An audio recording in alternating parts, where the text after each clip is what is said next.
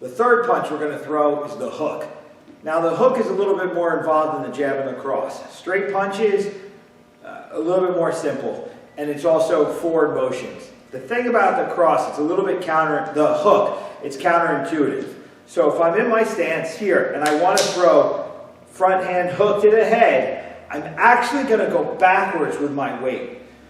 Because I'm here at my 45, I have to make room for my hand to fit and my hip and shoulder to turn. So my back heel is up. You'll see I'm going to drop my heel and turn it in. Drops and turns. My front heel picks up and turns. Now I pick up my elbow, and there's my hook. So from here, it's going to be a double turn. It's 1, 2, there's my hook. So from here, I'm going to hit my hook. Here, now my weight is to my back foot. That gave my hook room to hit. If I stay forward and throw my hook, a lot of times we'll come around the head instead of hitting through the head. So again, here, my heel's going to drop. Here, front heel's going to pick up here, weight goes to the back. The same way as I explained in the shifting of weight video, heel, hip, shoulder are lined up here. That's where the balance is, and I hit my hook.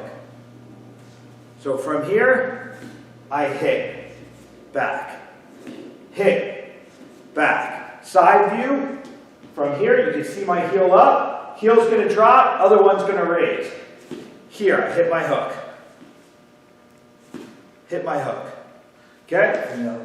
This angle. So from here, hit. Hit. Okay. Now here's some keys with the hook that are extremely important. Some people will teach what we call a slashing hook, which means your palm would be down, you'll be hitting this way. The thing about that is, if you look at the anatomy, the human body, my top two knuckles here, these two knuckles, the bones line up with all the bones of the forearm. The bottom two knuckles are on an angle. They actually go this way. So if I throw a slashing hook, and if I hit the bottom two knuckles, the force is going to go through the hand, and that's why if you break either one of these knuckles and you go to the hospital, they're going to call it a boxer's break.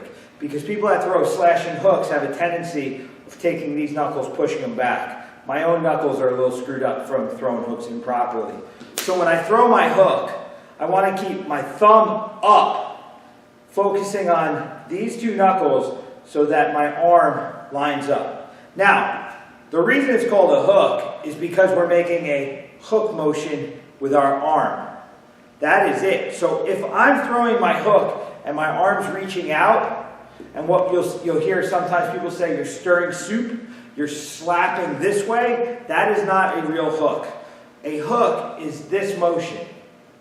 Now, one of the keys, and probably the most important, because again, it's not just about making solid contact, it's about being safe, is understanding where your hook has to stop. So the reason I throw my hook here with my hip and shoulder, you see my arm stops here. It doesn't pass my head, because if I over punch, look what you're looking at. You're looking at my ear and the side of my chin. I can't protect myself now.